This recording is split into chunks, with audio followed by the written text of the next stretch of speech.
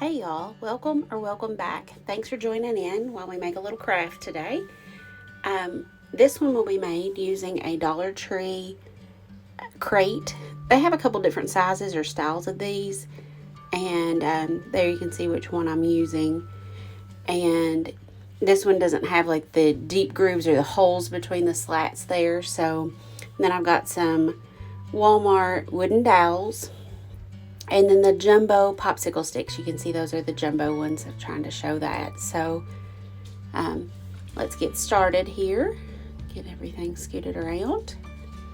And we will use a piece of parchment paper. Big surprise there, reusing a piece that I had used for Mod Podge somewhere along the line. So, and then I'm going to use chalk paint today. I've got a little bit of this Hello Hobby left, and if that doesn't work out and we need more, I'll use the Waverly chalk paint and ink. But I'm going to try to use up this Hello Hobby because it's getting a little old, and I'm going to use a chip brush. So surprise you there just a little bit rather than using a car wash sponge cut up. And as you can see, you can kind of see from the lid, and you'll see here from when I pull it out, this is even thicker. I like chalk paint because it's good and thick, and this is slightly even thicker. So I'm just kind of going for a rough, rustic coat on this. I don't want complete coverage. I want it to look maybe a little spooky and weathered and worn. So just going over this good to get a good coating, and we'll be able to let it dry pretty quickly like this. So kind of turning my paintbrush to the side to add just a little bit more color where I want it to be, and just trying to achieve that effect that I'm wanting. So I don't want to have to go out and sand this, so I just want to keep it a light coat that kind of looks like it might have been roughed up being used. So I'm trying to pick up a little run there as I had that. So if you're liking the content, I was looking at my thumb there. If you like the content that you're seeing, please hit that thumbs up button. That helps me a lot. I'm trying to grow the channel. So if you would, just please give me a thumbs up if you like what you're seeing. And leave me a comment down below. I'd love to hear from you all. And I've looked at kind of the demographics. I love seeing where you all are from. So this is cool. Just please let me know if you're liking what you see, or if there's a certain type of craft you'd like me to try out. So I know I reach for my Cricut a lot. I try to do some crafts though to show that you don't always have to have a Cricut. If you look in the little the ghostly bunch, or the bunch of booze is what I want to call them. If you look in that video, you'll notice I printed out some things from online, so somebody can do that. Or you can just pull it up on your phone or on your computer, or just dream up a ghost face.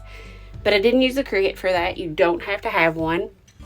And, you can do a lot of crafting without having to have any added machines or anything like that. So pretty much the only actual machine, if you want to call it that, is a hot glue gun that I use in this. I will use a tool, and I'll show you about that here in a moment. But I'm just going to give my popsicle sticks a quick coating too. I'm going to cut these after that, but I kind of wanted to just get a little bit on them to where it looks like maybe has that reclaimed wood effect that you might see if you were reusing some fence planks. We've done some larger crafts with fence planks in the past, and this is kind of the effect that I'm hoping for as well. So just getting some paint on these just so they'll kind of match what we've got going on. My hope is to not paint the dowels in this project, but you'll see I kind of might get a little spot on them there, but I'll show you what we've got going on here. So I'll let those dry. And like I said, please give a thumbs up.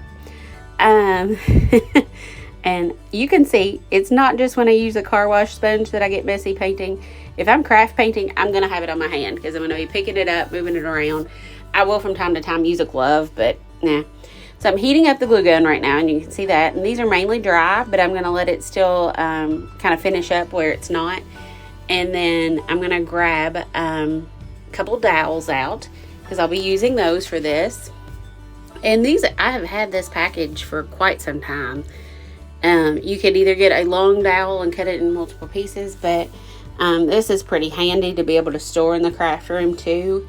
So I'm just going to grab a couple pieces of this, and I've got my little square here that's from Dollar Tree, I believe.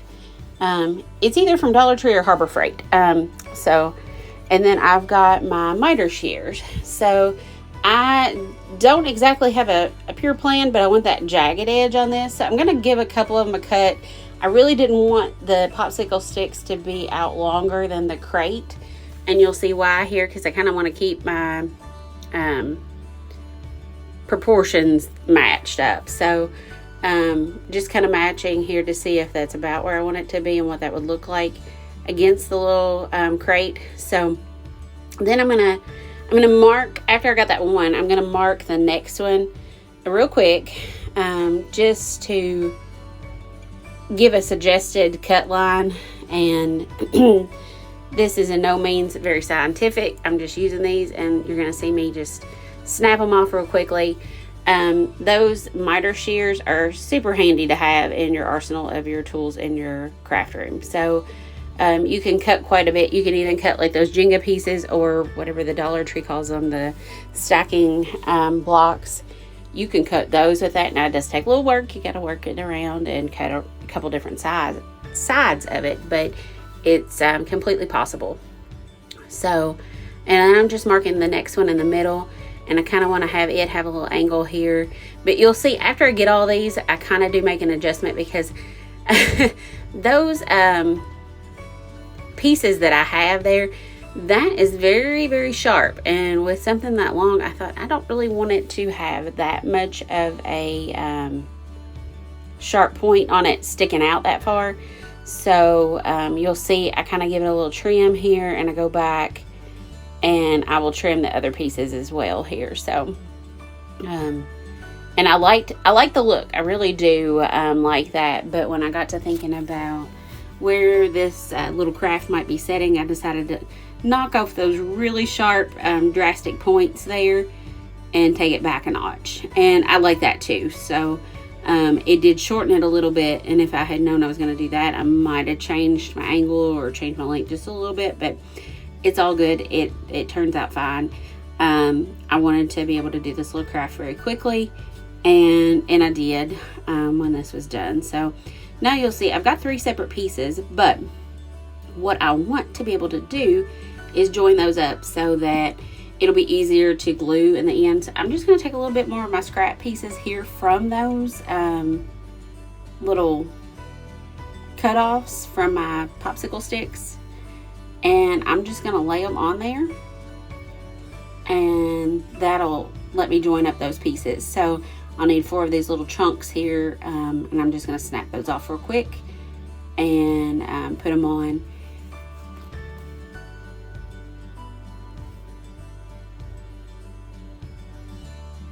And as I do that, I didn't get super picky with it.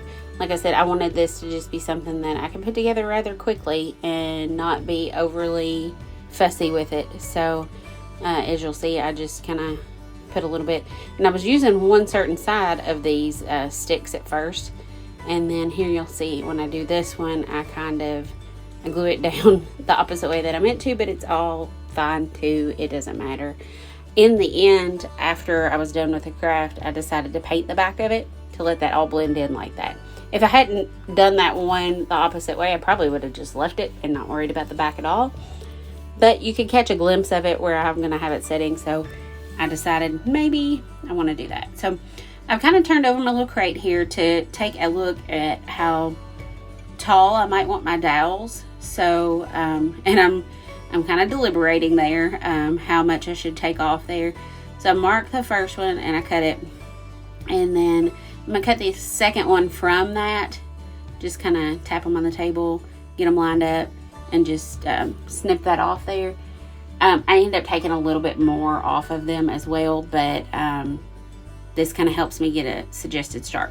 If I had made that the full width or made it a little bit wider than the crate, it would have been a no-brainer. I could just push those dowels out to the corner, and that was my original thought. But when I started snipping those extra ends off there, that kind of changed things a little bit. So, and here I am, like I said, I'm going to shorten that just a little bit and kind of bring it down just a little bit so that it is not so much taller than the little crate here.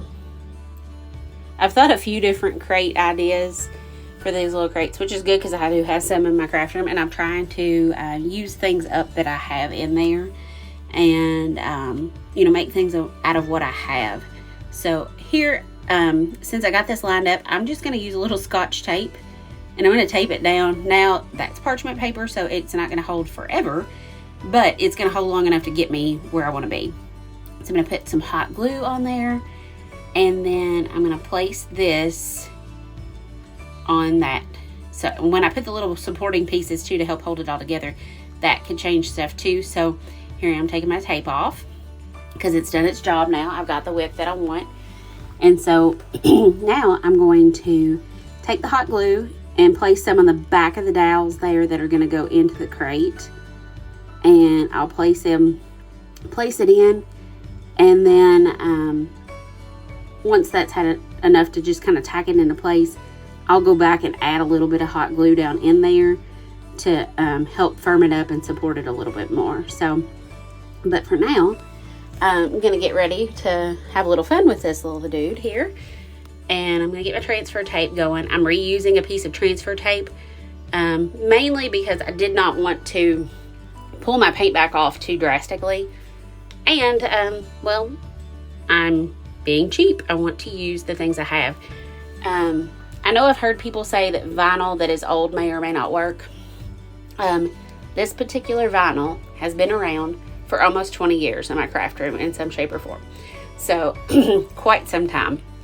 And when I got my very first Cricut, I want to say that was 18 years ago now. And this packet of vinyl was a gift to me that Christmas. So, quite awesome that it is still working. So I'm just going to make sure everything has been transferred over. I'm not going to, you know, overly burnish it down. And really, I would have used some matte, matte vinyl for this. It would kind of look like it's painted on. But to get the effect, and I didn't have matte orange vinyl on hand, I had this on hand, so I am going with what I had on hand, and I'm pretty happy with the result. So, as you can see there, how it looks in the end, very happy with the end result. And I appreciate you watching and spending your time with this video. Please give a thumbs up.